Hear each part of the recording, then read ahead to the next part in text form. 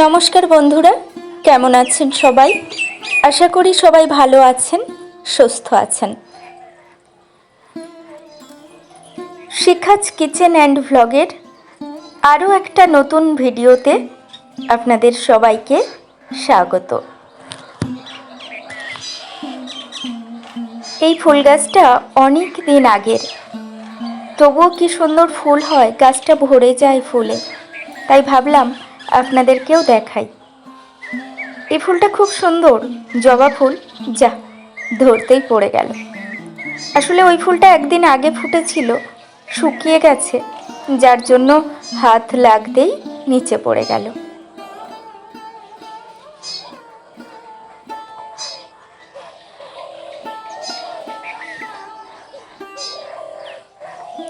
আমাদের বাড়িতে বেশ অনেক ধরনের জবা ফুল আছে, তার মধ্যে এটা একরকম।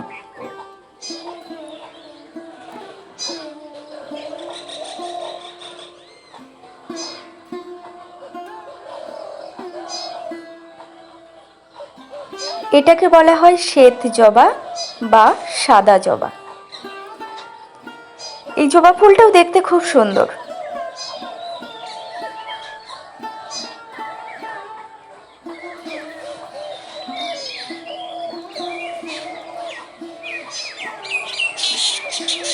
চলুন আজ আপনাদের সাথে শেয়ার করি আমি কিভাবে অল্প তেল মশলায় চিকেন রান্না করি।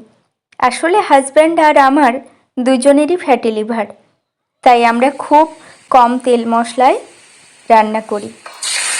প্রথমে আলুটা দিয়ে দিলাম, আলুটা ভেজে নেব অল্প লবণ হলুদ দিয়ে।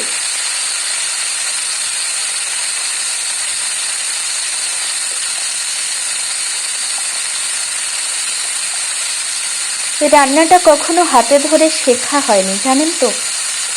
আসলে ছোটবেলায় মা হারিয়েছি, তাই নিজে রান্না করে খেয়ে স্কুলে যেতাম।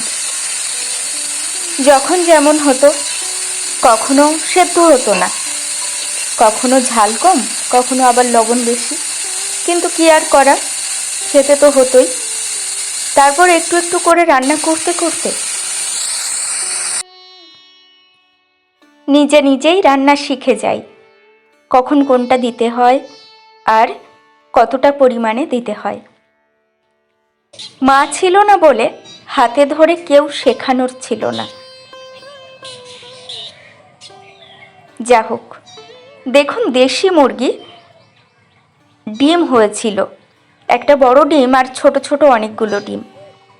তো চিকেনটা ম্যারিনেট করে নেব, ডিমগুলো তুলে নেব, কারণ ডিমগুলো দিয়ে যদি ম্যারিনেট করি ডিমগুলো গলে যেতে পারে। যেহেতু নরম, তাই তুলে নিয়ে চিকেনটাই পরিমাণ মতো সব কিছু দিয়ে ম্যারিনেট করে দেব। দিয়ে দেব লঙ্কা গুঁড়ো।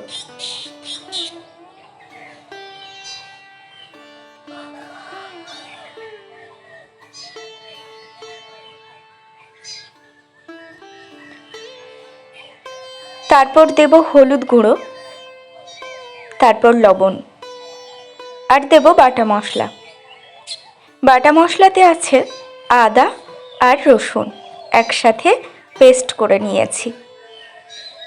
সবটা দিয়ে সঙ্গে অল্প সর্ষের তেল দিয়ে মেখে রেখে দেব।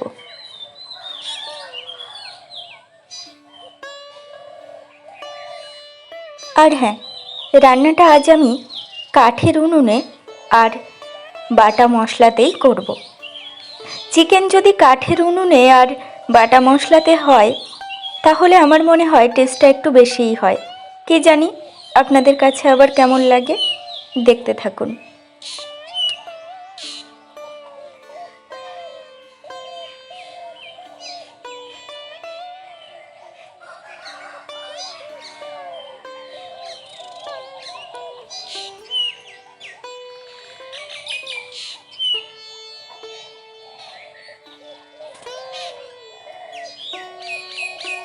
সব কিছু একসাথে ভালো করে একটু মিশিয়ে নেব। আমি এটা খুন্তি দিয়েই করি, খুন্তি দিয়ে মাখলেও ভালো করে মেশানো হয়ে যায়। আলুটা ভাজা হয়ে গেছে, তুলে নেব।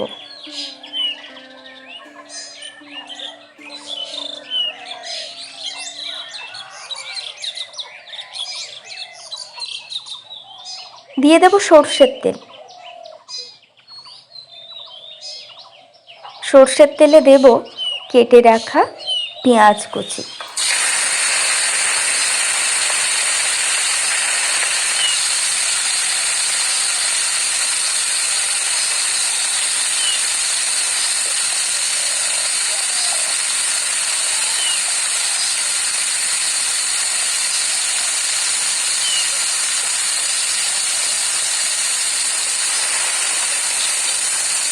পেঁয়াজটা লাল লাল করে ভাজা হয়ে গেলে তারপর দিয়ে দেব ম্যারিনেট করা চিকেন।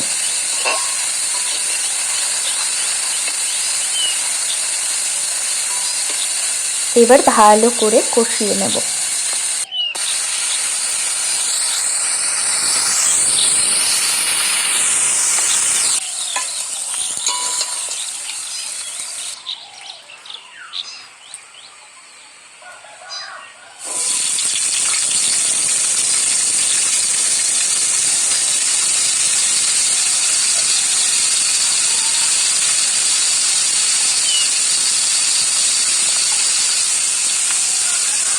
এই পর্যায়ে দিয়ে দেব সেই যে তুলে রেখেছিলাম নরম ডিমটা, সেটা দিয়ে দেব।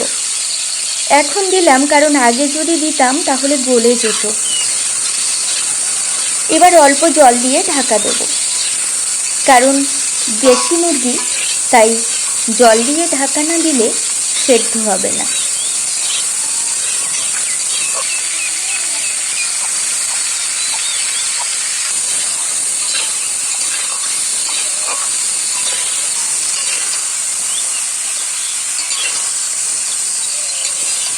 ঢাকা দিয়ে দিলাম। এবার আমি গরম মশলাটা শিলে বেটে নেব।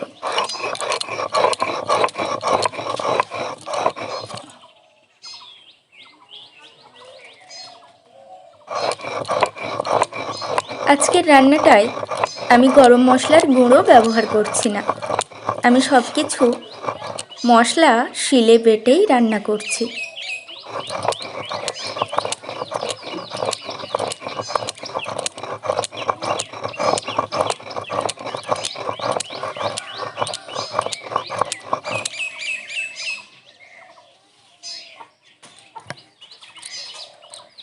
মশলাটা বাটা হয়ে গেছে, চাপা দিয়ে রেখে দেব।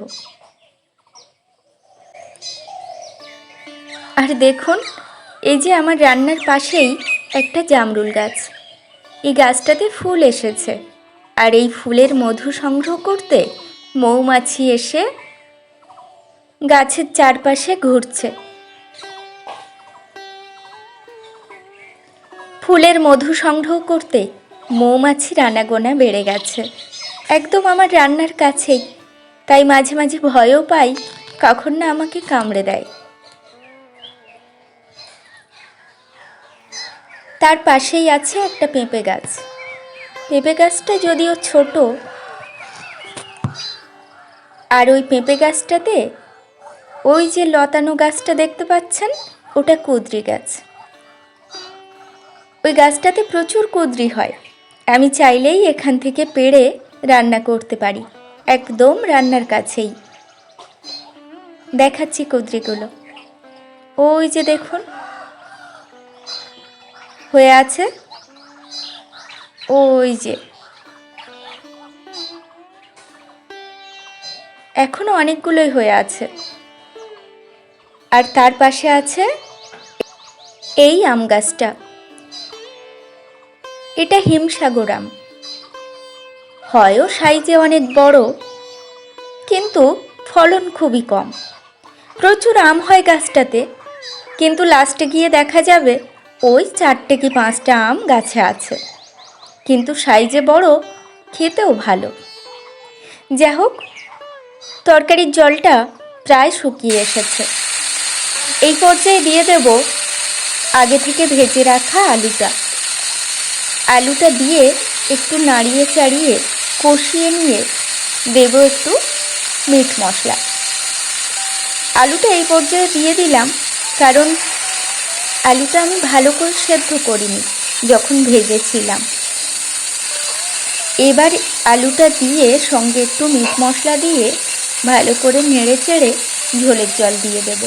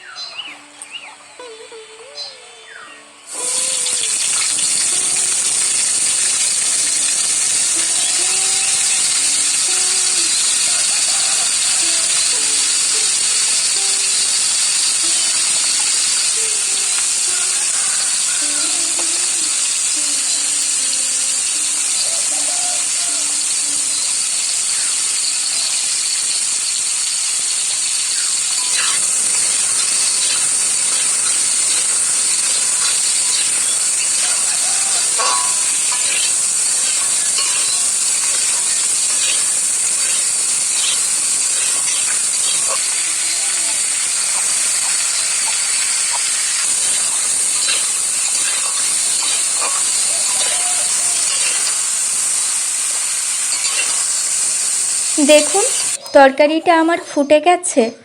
এই পর্যায়ে দিয়ে দেব বেটে রাখা গরম মশলা।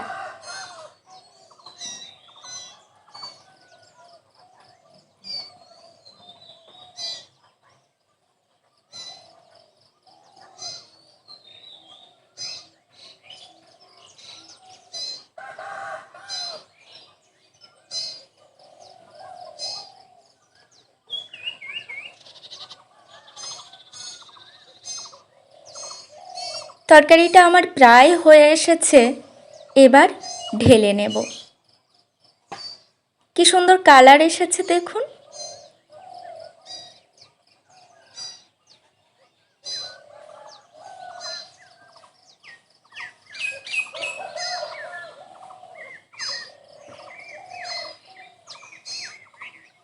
তরকারিটা আমি ঢেলে নিয়েছি। আজকের আমার এই ভ্লগটি আপনাদের কেমন লাগলো অবশ্যই জানাবেন। ভালো থাকবেন সবাই, সুস্থ থাকবেন। ফিরে আসব আবার অন্য দিন অন্য কোনো ভ্লগের সাথে। টাটা।